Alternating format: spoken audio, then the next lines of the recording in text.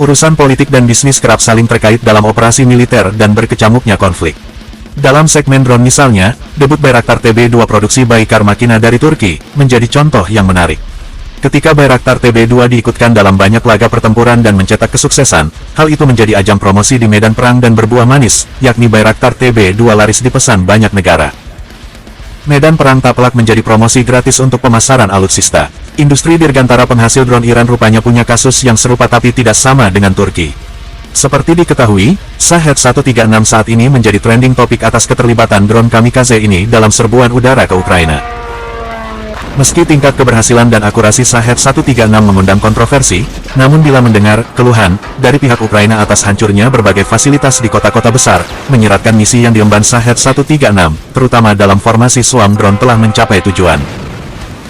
Dan mirip dengan kasus Bayraktar TB2 yang banjir order setelah sukses di Palagan Suriah, Libya, Nagorno-Karabakh dan Ukraina, kini Iran pun mengklaim bahwa sejumlah negara telah mengutarakan ketertarikannya untuk memborong Shahed 136. Disebutkan seorang pejabat militer Iran mengungkapkan bahwa 22 negara secara serius mengajukan permintaan resmi untuk membeli drone bersenjata, termasuk drone kamikaze produksi Iran. Informasi tersebut diumumkan selama pertemuan di Universitas Imam Hussein oleh Mayor Jenderal Yahya Rahim Safavi, mantan Komandan Korps Pengawal Revolusi Islam dan ajudan militer terkemuka pemimpin tertinggi Iran. Drone buatan Iran telah mengumpulkan banyak perhatian karena keberhasilan mereka melawan target Ukraina selama beberapa minggu terakhir. Pengerahan drone dalam konflik Rusia-Ukraina telah didokumentasikan dengan baik, menyebabkan para analis menyimpulkan bahwa konflik ini mengindikasikan dimulainya jenis peperangan baru.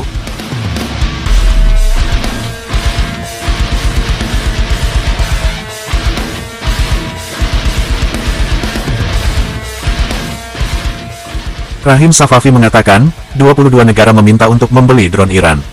Ia menyebut di antara negara itu adalah Venezuela, Aljazair, Armenia, Tajikistan, Serbia, dan negara-negara lain saat ini menjadi kandidat untuk membeli drone Iran. Jenderal tertinggi Iran itu juga menekankan bahwa sebagian besar peralatan pertahanan sekarang dibangun secara lokal, mencatat bahwa sebelum revolusi Islam, Iran sangat bergantung pada peralatan impor. Safavi menekankan dengan menunjukkan bahwa salah satu persyaratan perang modern yang tidak dapat dihindari adalah pengembangan sistem pesan yang andal dan aman yang dapat secara instan mengirimkan video, voice notes, teks, dan foto. Meski tak diakui secara resmi, Iran telah memasarkan Shahed 136 sebagai salah satu drone yang paling berperan, dan para ahli telah mencatat bahwa operasi militer Rusia mendapat manfaat dari penempatan drone ini. Dalam arti lain, drone tempur Iran bisa menjadi pilihan yang baik untuk negara-negara yang bukan sekutu AS atau tidak dapat menerima drone buatan Turki karena berbagai alasan.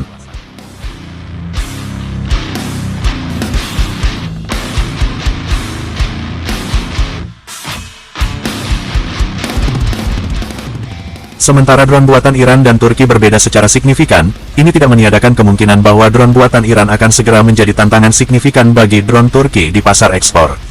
Shahed 136 buatan Iran dan Bayraktar TB2 buatan Turki, secara signifikan berkontribusi pada penghancuran senjata yang digunakan oleh pasukan saingan dalam perang Rusia-Ukraina yang sedang berlangsung. Penjualan ekspor drone Turki meningkat secara signifikan karena kinerja Bayraktar TB2.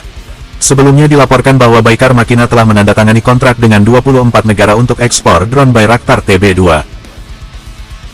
Drone produksi Iran yang digunakan oleh pasukan Rusia menunjukkan keefektifannya di Ukraina. Pada tanggal 19 Oktober drone kamikaze Rusia yang menghantam fasilitas listrik mengakibatkan diadakannya konferensi darurat oleh Presiden Ukraina Volodymyr Zelensky untuk mencegah apa yang dia sebut sebagai kerusakan sistem energi Ukraina.